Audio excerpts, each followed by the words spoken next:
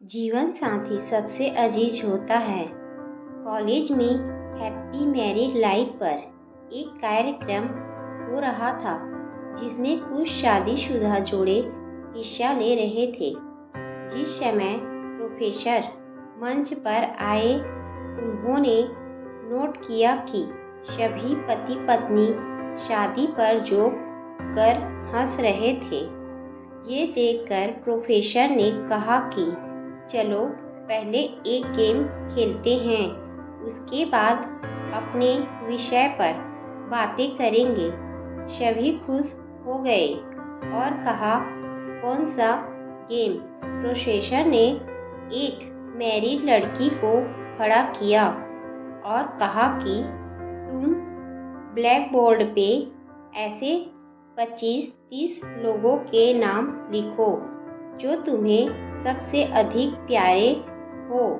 लड़की ने पहले तो अपने परिवार के लोगों के नाम लिखे, फिर अपने सगे संबंधी, दोस्तों, पड़ोसी और सहकर्मियों के नाम लिख दिए।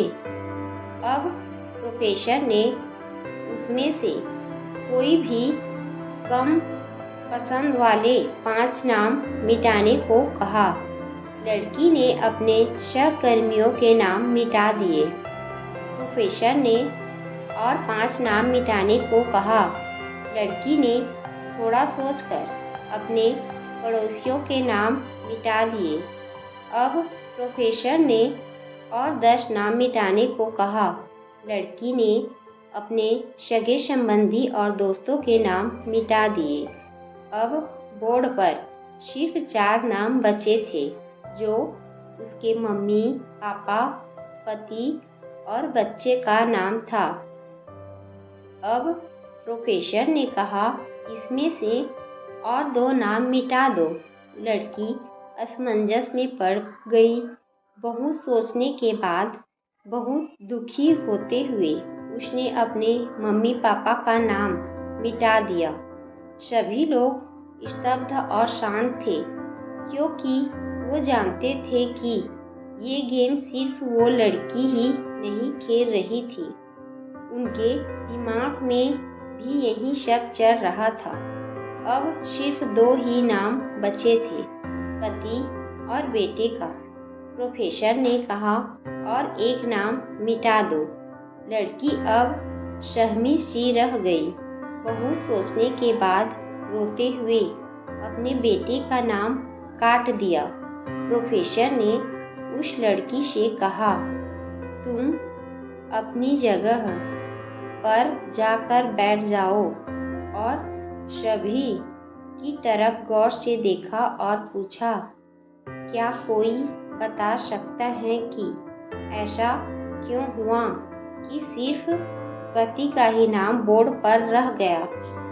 कोई जवाब नहीं दे पाया। सभी मुंह लटकाकर बैठे थे। प्रोफेसर ने फिर उस लड़की को खड़ा किया और कहा, ऐसा क्यों?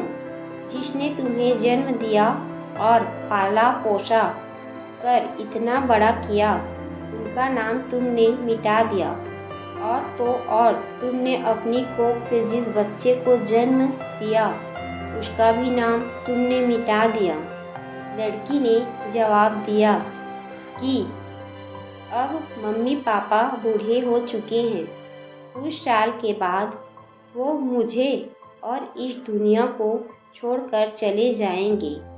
मेरा बेटा जब बड़ा हो जाएगा तो ज़रूरी नहीं कि वो शादी के बाद मेरे साथ ही रहे, लेकिन मेरे पति जब तक मेरी जान में जान है, तब तक मेरे आधा शरीर बन के मेरा साथ निभाएंगे।